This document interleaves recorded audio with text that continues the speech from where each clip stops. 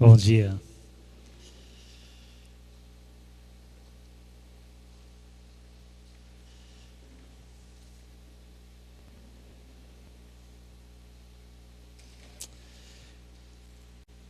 Creio que você já ouviu falar de Woody Allen. Woody Allen é um homem muito capaz, muito inteligente. Ele é um cineasta. Tem muitos filmes dirigidos e escritos por ele. Também é escritor, ator. E uns dias atrás me deparei com um comentário dele. É um homem brilhante, mas também ateu. E ele falando sobre a morte, olha o que ele disse. Até um pouco de ironia, sarcasmo. Não é que eu tenha medo de morrer. Eu simplesmente não quero estar lá quando isso acontecer. Não é medo, mas eu quero distância. E ele continua. A coisa fundamental por trás de toda motivação e de toda atividade é a constante luta contra a aniquilação e a morte. Todo esforço é contra a morte. Ela é absolutamente assustadora em seu terror e transforma as conquistas de qualquer pessoa em algo totalmente sem sentido.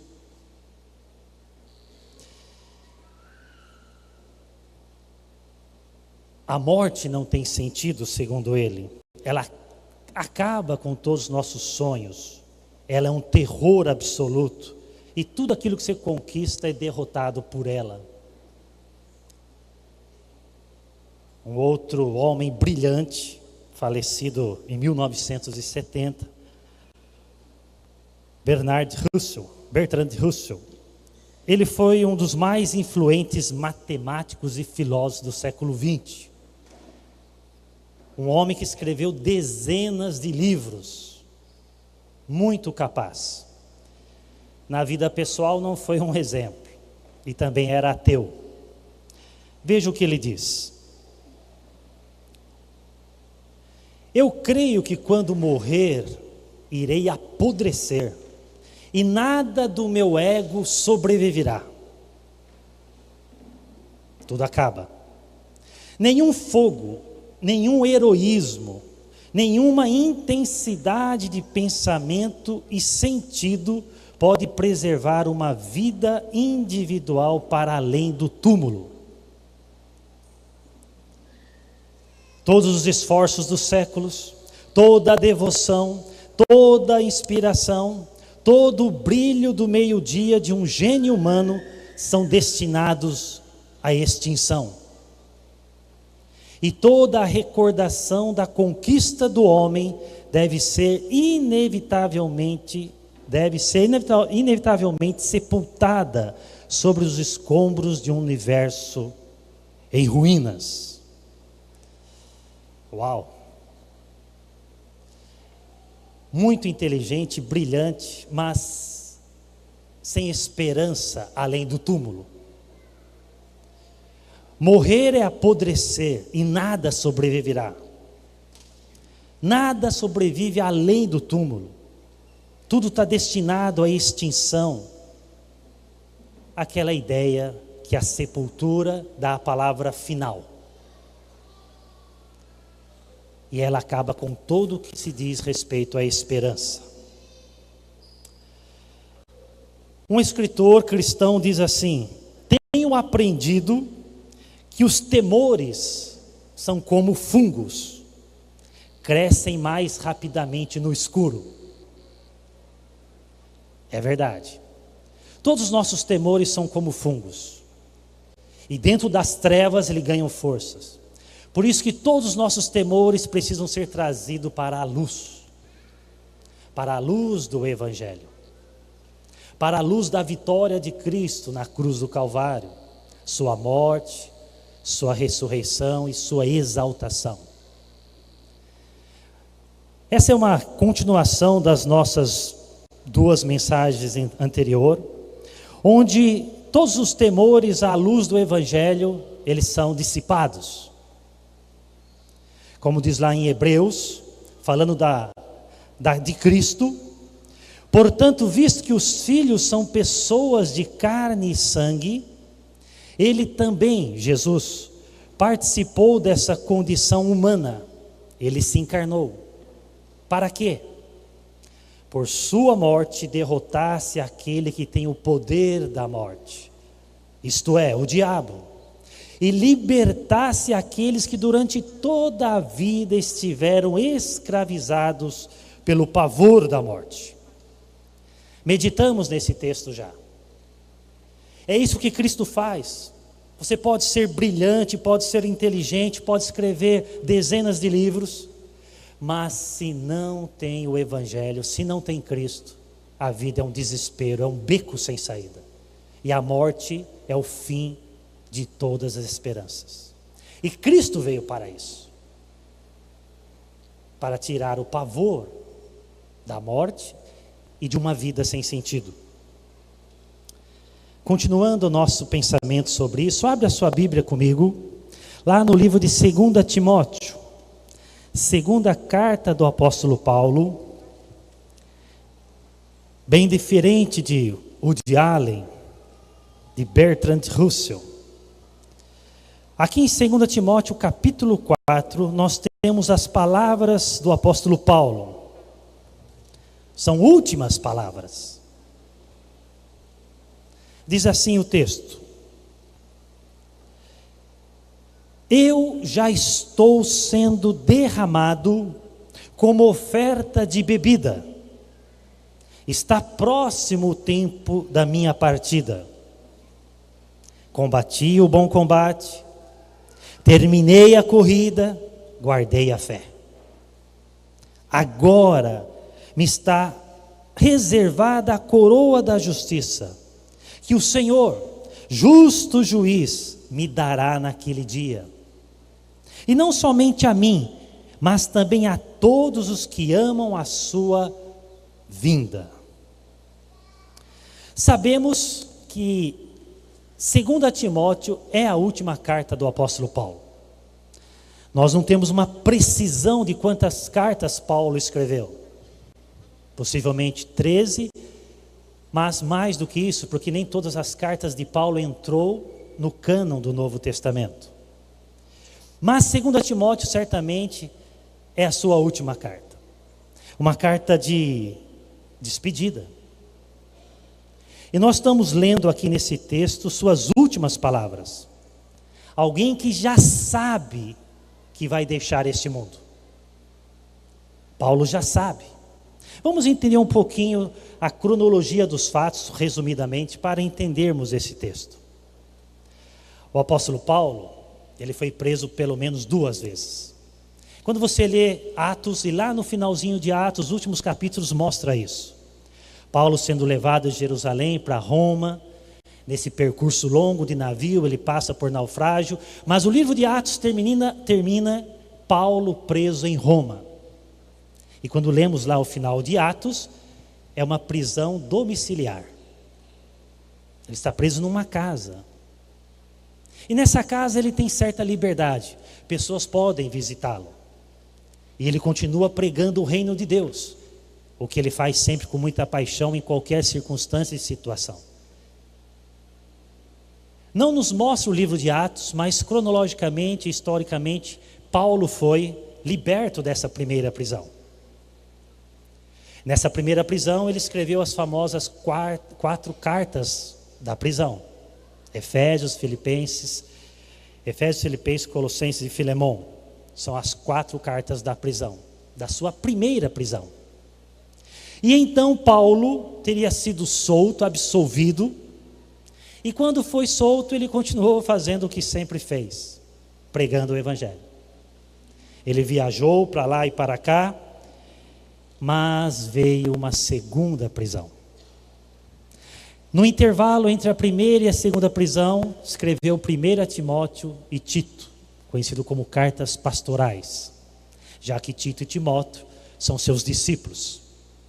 Timóteo é um filho na fé. Timóteo viajou com Paulo desde a segunda viagem missionária.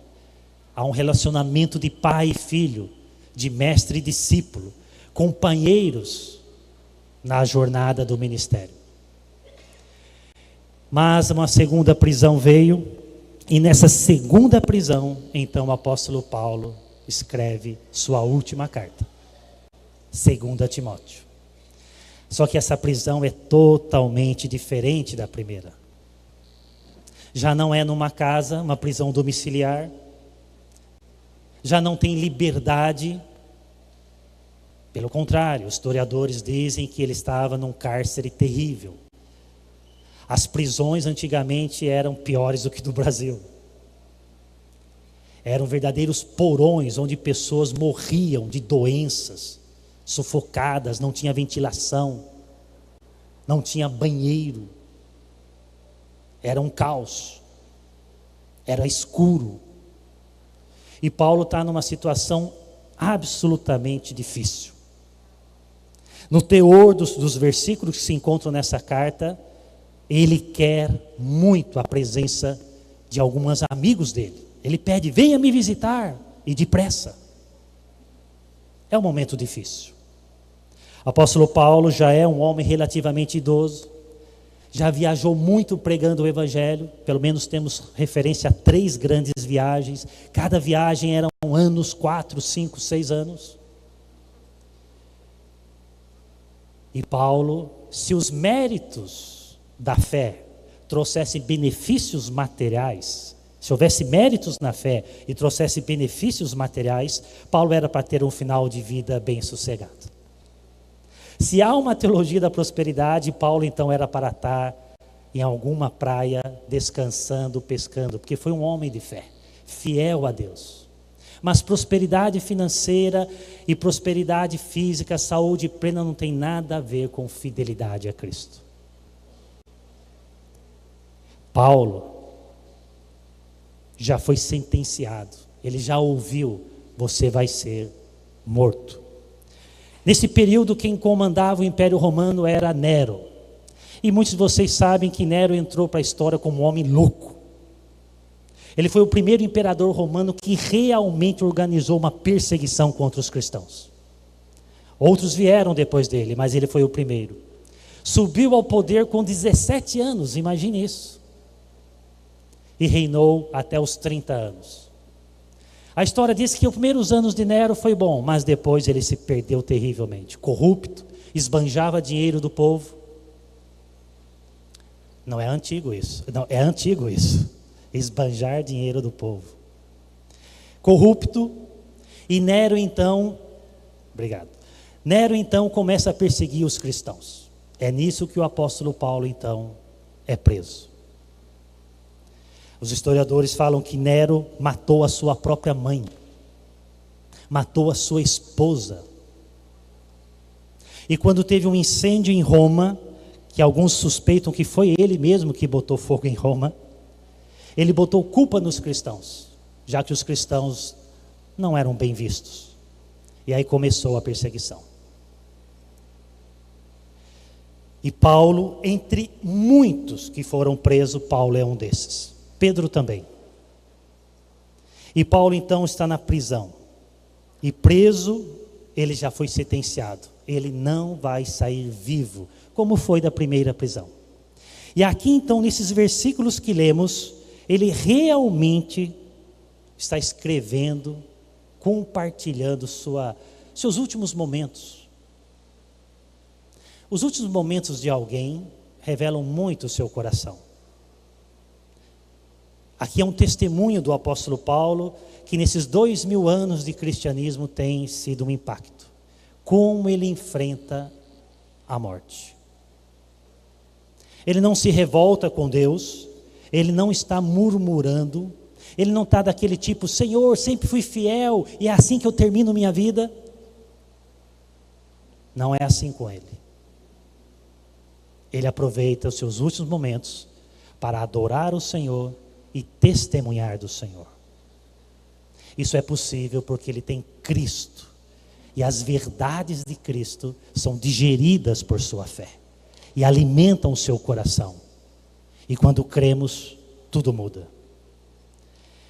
Observando esse texto, então, o apóstolo Paulo, veja o texto, o apóstolo Paulo comenta como que um rápido olhar para o passado, ele fala do seu presente e um rápido olhar para o futuro. Observe o texto, o versículo 7 é um rápido olhar do passado. Eu combati o bom combate. Está falando da sua vida cristã, do ministério. Caminhar com Cristo é um bom combate. É um combate, é duro, mas é bom. É um caminho. É um caminho estreito, mas é o melhor caminho. Na verdade, é o único caminho. Eu combati o bom combate. Eu terminei a corrida. A ideia é que ele não vacilou no meio do caminho. Eu guardei a fé até este momento. É interessante que no versículo 10, ele cita Demas. Demas não guardou a fé. Demas não terminou a corrida. Demas amou o mundo e Paulo diz, ele me abandonou. A ideia aqui é que abandonou o ministério, abandonou Paulo, abandonou a fé. Paulo diz, muitos abandonam a fé, mas eu permaneci, mesmo na adversidade. Na verdade, nós não sabemos qual é o tamanho da nossa fé até ela ser provada. Você não sabe o tamanho da sua fé. Você não tem certeza o quanto você ama Jesus.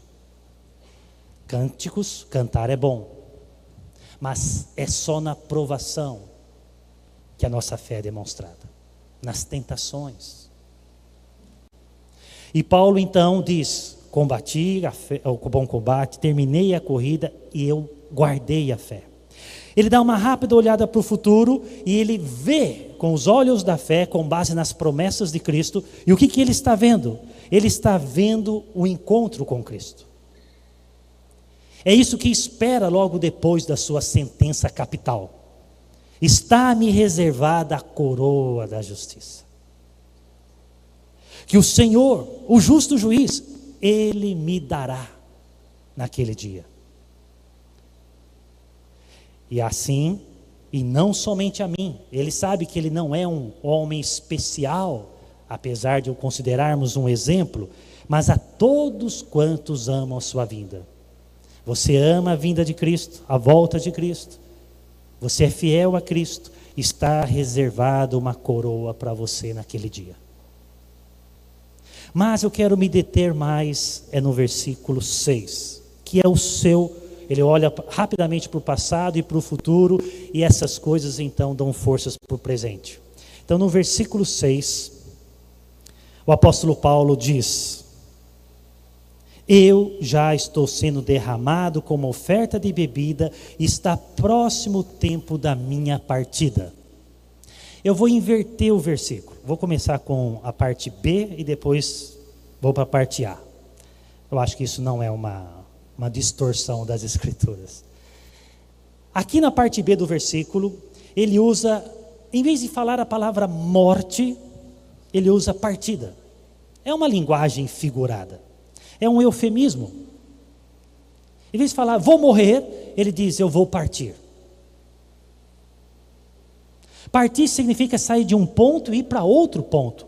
Ou seja, eu tenho para onde ir depois da morte. Não é um beco sem saída, como vimos no início. Não é o final de todas as coisas. Não é o extermínio de toda a esperança. Eu tenho para onde ir. Eu não estou saindo vivo da prisão, indo para alguma viagem. Eu estou morrendo, eu vou morrer, mas estou indo. Estou partindo para uma direção, o que é revelado inclusive no versículo 8, para a presença de Deus. Interessante que nessa linguagem figurada, ele usa duas linguagens figuradas nesse versículo 6, dá a entender que ele empresta essa linguagem figurada, primeiro, da linguagem das embarcações. Exatamente. A palavra que Paulo usa aqui, na sua língua, analises, literalmente é desatar e desamarrar. Exatamente isso que ele está falando de maneira literal. Estou sendo desamarrado desta vida. É assim que ele está vendo a morte quando você tem Cristo como Senhor e Salvador. Estou sendo desamarrado para partir. A ideia aqui, irmãos, é essa mesmo, da soltura de um navio. É aquele levantar âncoras. Paulo, que viajou muito de navio, e o comércio era muito forte em sua época pelos mares, e às vezes aqueles marinheiros ficavam meses e até anos fora da sua terra, fora da sua casa. Tudo era muito lento, movido a vento, um pouco de remo, as viagens eram longas. Só que aos ouvidos de um marinheiro era muito doce quando o capitão do navio falava: levantar âncoras, desamarrar o navio do convés, agora a nossa viagem é para casa. Pais saíam da sua casa com o filho criança, voltava, ele já estava casado. Voltar para casa era um momento muito glorioso. E Paulo está dizendo mais ou menos essa ideia. Estou sendo desatado, desamarrado desta vida. E eu estou indo para casa. Interessante que um outro estudioso comenta que também essa palavra era usada no contexto de uma liberação de soldados. A ideia de levantar acampamento. No tempo que as guerras eram um movimentar de tropas, grandes exércitos às vezes levavam meses para chegar no lugar de guerra, e lá ele ficava mais meses, às vezes anos em guerra, longe também da sua família, do seu território, da sua terra. Chega um dia que o general diz: levantar acampamento, retornaremos para casa. Ah, isso era doce aos ouvidos dos soldados. É mais ou menos isso que Paulo está dizendo. Morte sempre será desagradável. Morte sempre traz tristeza, porque a morte não é natural. Mas a morte também, como já falamos muito nas duas mensagens anteriores, a morte também não assusta. Não é mais um terror. Afinal de contas, eu sei para onde estou indo, uma vez que eu tenho Cristo como meu Senhor e Salvador. Gostei muito dessa frase anônima. Para o cristão, a morte é o êxodo, saída, o içar das âncoras, a chegada ao lar. Aqui neste mundo, somos como navios ancorados. Na morte, somos lançados ao mar, desamarrados e desancorados. Para quê? Para ir para casa. Por isso que Jesus nos livra do pavor da morte. A morte perdeu o seu poder de assustar, para quem tem Cristo como seu Senhor e Salvador. Espero que você tenha Cristo como seu Senhor e Salvador. Estou sendo desamarrado e lançado ao mar para ir em direção à casa celestial. Tem uma frase que diz assim: todos querem ir para o paraíso, mas ninguém quer morrer. Todos querem ir para o paraíso, mas quanto mais tempo demorar, melhor. A ideia é que não queremos ir. Seria estranho alguém desejar a morte, mas também seria muito estranho alguém temer a morte, porque não sabe para onde vai. Quando Paulo diz minha partida é chegada, fica claro que nesse momento morrer para ele não é um desespero, não é um medo de ir para algum lugar desconhecido. não há medo. Assim nós nos lembramos de suas palavras da primeira prisão, quando ele disse lá em Filipenses: porque para mim o viver é Cristo. Minha vida é centrada em Cristo. E o que é morrer, Paulo? Morrer é lucro, não é prejuízo. Estou pressionado entre viver e morrer. Desejo partir. E sabe de uma coisa? Partir é estar com Cristo. Partir é estar com Cristo. E estar com Cristo é muito melhor. Essa era a pressão que o apóstolo Paulo tinha no seu coração. Continuar vivo para pregar Cristo ou morrer para se encontrar com Cristo. Essa era a sua pressão. É isso que era a grande crise de Paulo. Porque eu quero viver para Cristo. E se morrer, aí eu vou estar com Cristo. É muito melhor. Que não haverá perseguições, apedrejamento. Paulo sofreu muito isso. Muito bem. A segunda figura de linguagem que o apóstolo Paulo vai usar é também interessante. Primeiro, partir e estar com Cristo. Veja que interessante o que um outro missionário, Adoniran Judson, disse. Esse homem também sofreu muito no seu ministério. Disse assim: quando Cristo me chamar para o lar, irei com a alegria de um garoto que termina as aulas da escola.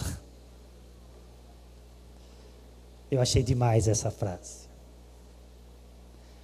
Eu sei que faz tempo para alguns aqui, quando eu estudava ainda, né? Mas você lembra que o último dia de aula era o dia mais feliz da humanidade, né? Voltar para as aulas no final do ano depois de 2 meses. Que alegria. Quando Cristo me chamar para o lar, irei com a alegria de um garoto que termina as aulas da escola. E você olha para Adoniran Judson e você vê que foi um homem servo de Cristo, que confiou em Cristo, foi fiel a Cristo. Ele tem esperança em Cristo.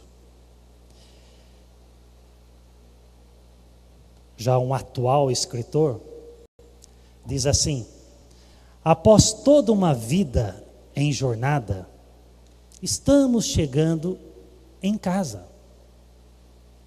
Depois de todos os anos de apenas ouvir uma voz, estamos prestes a ver o rosto e sentir os braços em nossa volta. Aquele que chama é o Pai. E a última chamada é a chamada de volta para o lar.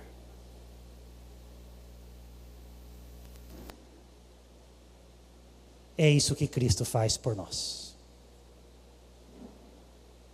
É isso que Cristo fez e faz. Fez por eles e faz por nós.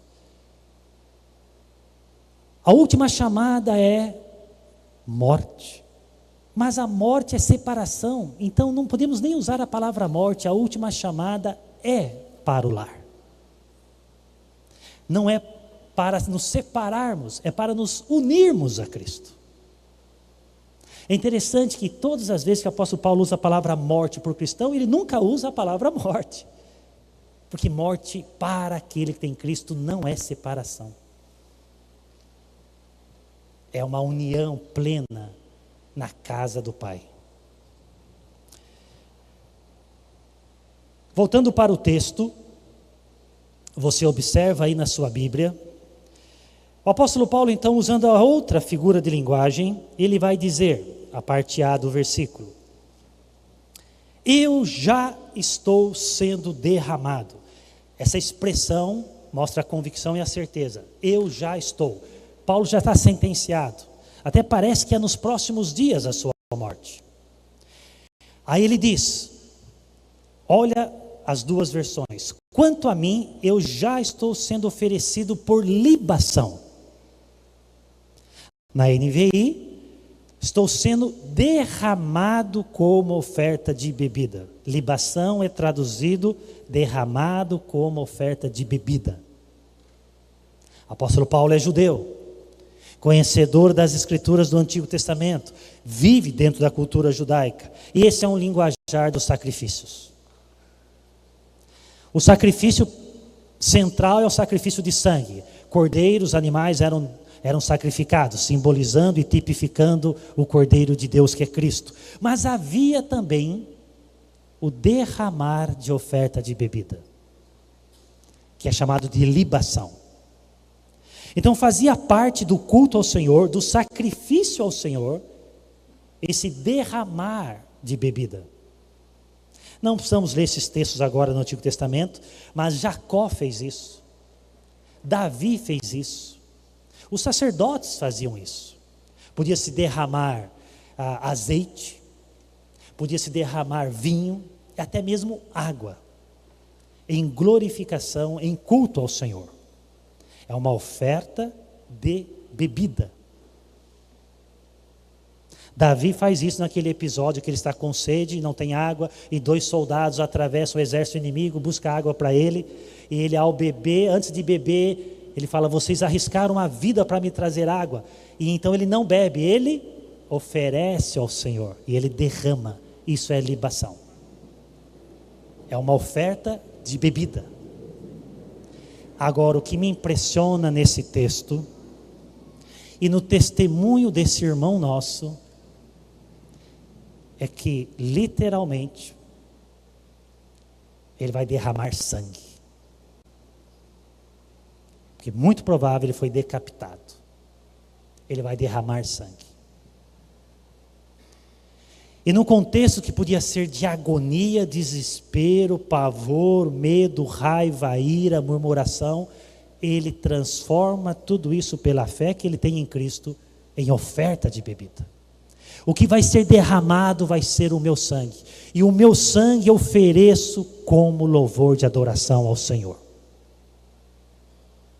É isso que ele está dizendo. O meu próprio sangue vai ser essa oferta de bebida. O apóstolo Paulo está dando esse testemunho de que um homem de fé, ele oferece sua vida para Deus, e se preciso for, ele oferece também a sua morte para a glória de Deus. Como tem acontecido, inclusive hoje, em muitos países.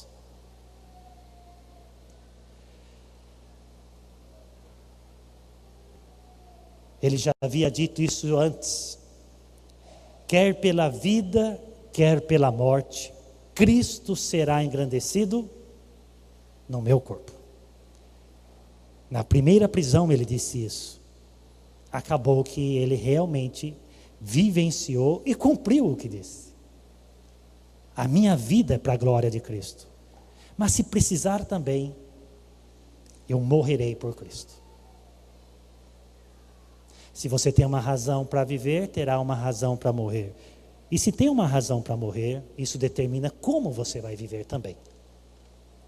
E para Paulo, vida e morte era centrada em Cristo. Ah, meus irmãos, a sua fé é abatida por muito menos. Você fica angustiado por muito menos. Você fica ansioso por muito menos. Você reclama do cuidado de Deus por muito menos. Eu, muitas vezes, sim. O que falta em mim? O que é que tinha em Paulo que não tem em mim? Confiança em Cristo. É isso. Nós ouvimos pregações todos os domingos. Possivelmente, creio que todos aqui leem a palavra de Deus diariamente. Tudo isso é para ser alimento para a nossa alma. Diante das provações da vida que certamente virão, possivelmente não vai acontecer como aconteceu com Paulo, com você, mas vai acontecer outras coisas. E a teologia, a verdade de Cristo, é ela que nos dá força no dia da aflição. No dia mau, o que realmente conta é o quanto nós conhecemos a Cristo. Paulo conhece a Cristo. E Paulo descansa na soberania de Cristo, mesmo num momento muito difícil de sua vida. o cristianismo, ele enobrece a morte. A morte para os incrédulos é motivo de terror. Para Paulo, se torna um motivo de louvor. Há muitos testemunhos na história da igreja, de pessoas que literalmente derramaram seu sangue por Cristo. Mas compartilho um só com vocês. A história de um casal, de uma família. Christopher Love e Mary Stone. Esses irmãos, é um daqueles irmãos que eu quero, óbvio, conhecer no céu. E agradecer pelo testemunho de fé. Christopher foi um brilhante pregador no século 17. Casou, como todo aquele que casa, quer formar uma família, quer ter paz, quer ter tranquilidade, quer ter um certo grau de felicidade. Só que diante de uma questão política e artimanhas de alguns homens, ele acabou sendo preso injustamente. E ele foi duramente penalizado. A sua prisão, ele recebeu a sentença que ele seria decapitado.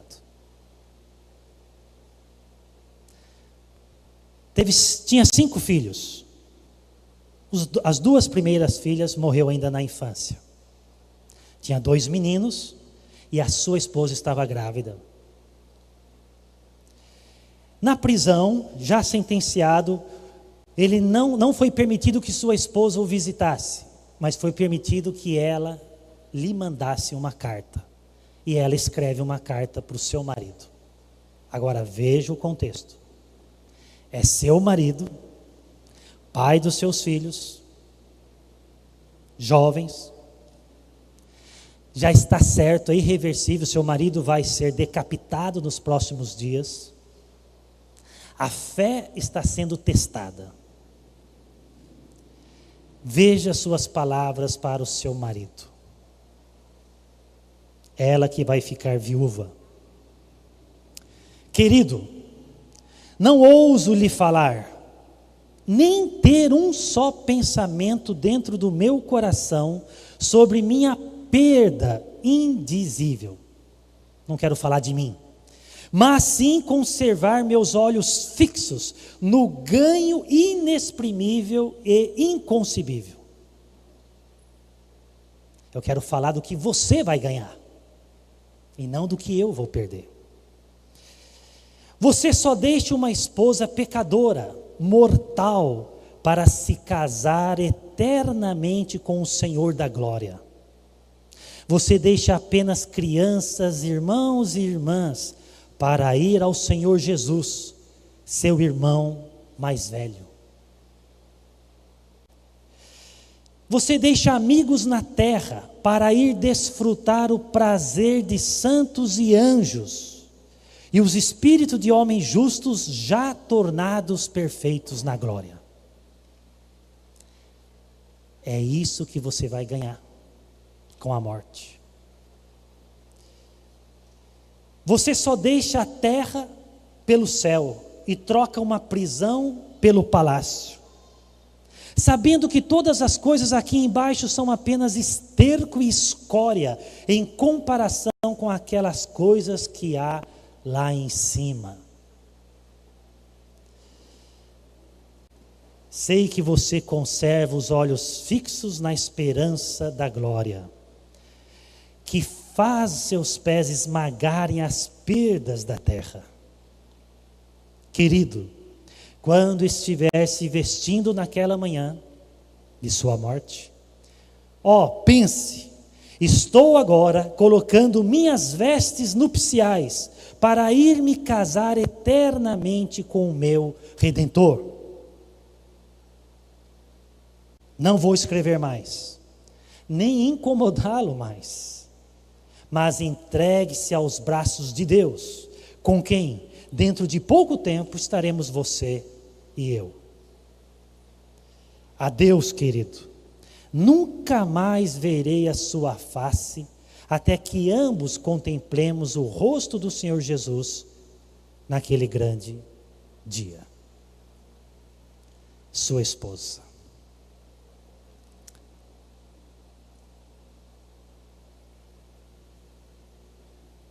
É surreal, né?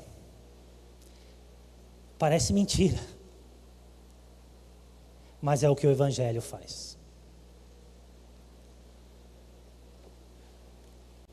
Está prestes a ficar viúva e ela quer consolar e lembrar o marido de todo o ganho que está logo após a partida dessa vida, deste mundo. Não é assim que o apóstolo Paulo está fazendo? Ele não está olhando para aquele grande dia que ele vai se encontrar com o Senhor? Não é isso que dá força para aquele homem abandonado numa masmorra? E assim tantos santos na história? Não é assim que deve ver todo aquele que crê em Cristo no leito de hospital, lutando contra um câncer terminal? Não é assim que devemos viver a nossa vida passageira? O ganho inexprimível que teremos ao deixar essa vida. Indizível. E aqui só um trecho da resposta que permitiram ele enviar para a esposa. É um pequeno trecho. Você pode encontrar mais detalhes disso. Tem vários sites cristãos que postaram essa história. Ele responde: minha tão graciosa amada. Aí ele coloca a data. 22 de agosto de 1651. Que dia é esse? Não é o dia da minha decapitação. É o dia da minha glorificação. Vou agora de uma prisão para um palácio. Terminarei o meu trabalho. Vou agora receber meu salário, galardão. Vou para o céu, onde estão 2 de minhas crianças. E deixando você na terra, onde estão 3 de meus pequeninos. Porque ele já tinha perdido 2 filhas. Não se perturbe em pensar o que será de ti e de nossos filhos após minha morte. Pois te asseguro que meu Deus, o Deus das viúvas e dos órfãos, não te esquecerá, mas proverá maravilhosamente para eles. Conforte-se nisto, que aqueles homens que tiram teu marido de ti, não podem tirar teu Deus de ti. E assim, não pense que tu perdeste teu marido, mas somente abres mãos dele por algum tempo. E por enquanto, teu Salvador será um esposo para ti, e um pai para teus filhos. Aquele que te ama até a morte. Christopher. Que fé, que confiança na verdade de Cristo. Se a verdade e a teologia bíblica não mudam a nossa vida, ela perde seu valor. Estamos aqui todo domingo para ser alimentado por aqueles que pregam, nos alimentamos diariamente, porque todos teremos dias maus. E o que faz a diferença é o quanto da verdade de Cristo temos em nosso coração. Aqui está um testemunho daqueles que confiam em Cristo, como do apóstolo Paulo também. E assim lembramos das palavras de Cristo, de sua promessa. Não deixem que seu coração fique aflito. Creiam em Deus, creiam também em mim. Na casa de meu pai há muitas moradas. Se não fosse assim, eu lhes teria dito. Vou preparar lugar para vocês. E quando tudo estiver pronto, virei buscá-los, para que estejam sempre comigo onde eu estiver. Cristo, algum momento virá te buscar. Você teme isso ou você anseia por isso? Eu acho lindo esse texto, além de ser uma promessa que nos dá força, mas como Cristo disse o que é deixar este mundo. Virei buscá-lo. A ideia é que é algo pessoal. O dia da partida de um santo é preciosa aos olhos do Senhor. É Cristo que vem buscar os seus filhos. E Ele vem buscar propósito para que este esteja para sempre com Ele. Para sempre com Ele. Cristo ama a sua igreja. Comprou a sua igreja com o seu sangue. E quando Ele vier te buscar, é porque Ele quer a sua igreja, quer você com Ele para sempre. Só então, não é como as mentiras de Hollywood, só então podemos dizer felizes para sempre. Com Cristo.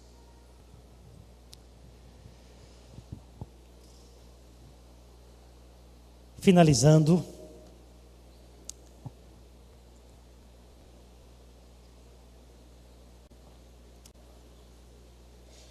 muito me confortou lendo, eu acho que é um trecho de um hino, escrito por esse grande teólogo do passado, teólogo escocês. E o título é As Areias do Tempo Estão Se Esvaindo. A ideia é que a vida vai passando, a morte vai se aproximando e vamos deixando este mundo. O que não é um beco sem saída, é um encontro com Cristo. Ele que é um grande teólogo, ele escreve este hino e aqui eu separei 4 estrofes para a gente meditar e finalizar essa manhã. As areias do tempo estão se esvaindo. Rompe a alvorada celestial, a manhã de verão pela qual suspirei, desperta o doce alvorecer, negra, negra foi a meia-noite, mas o romper do dia é chegado. E glória, glória habita no país de Emanuel. Lá, no país de Emanuel, lá o rei em sua beleza é visto sem qualquer véu. Fiz uma boa viagem, ainda que tenha passado por 7 mortes. O cordeiro com seu belo exército, em pé no monte Sião. E glória, glória habita no país de Emanuel. O Cristo, Ele é a fonte, a profunda fonte de amor. Se provei dos rios terrenos, mais ainda beberei no céu, lá onde sua misericórdia se estende como o mar. E glória, glória habita no país de Emanuel. A noiva não olha para as próprias vestes, mas para a face do amado noivo. Eu não fitarei a glória, mas o meu rei gracioso. Não a coroa que ele dá, mas sua mão perfurada. O cordeiro é toda a glória do país de Emanuel.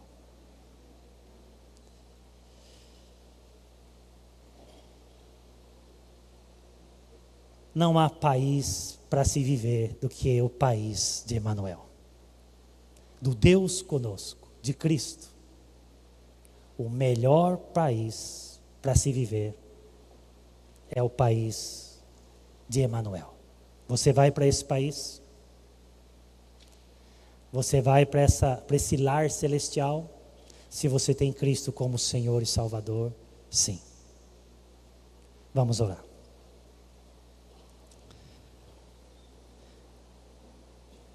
Glória, glória habita no país de Emanuel. Obrigado pela esperança que nos dá, Senhor. Obrigado que nós não precisamos amar nenhum país terreno. do melhor que a terra pode dar, voltamos insatisfeitos para o Senhor. Só o Senhor preenche o vazio de nossos corações. Almejamos morar no país de Emanuel, no teu país, no lar eterno. Obrigado, Senhor Deus, que um dia o teu Filho se encarnou, morreu e morrendo venceu. E vencendo a morte nos dá esperança. Uma esperança que não morre, mas uma esperança que se cumpre, porque o Senhor prometeu e o Senhor não é homem para mentir. Abençoe todos os corações nesta manhã. Ó Senhor, tem algum coração que tem medo da morte? Tem algum coração que não sabe para onde vai? Tem alguém aqui que ainda luta com o terror e pavor que a morte causa? Tire todo esse medo. Ó Deus, bendito sejas tu. Tu és o vencedor. E em Cristo e em ti, nós também podemos dizer, temos esperança. Em nome de Jesus, o nosso Senhor e Salvador. Amém.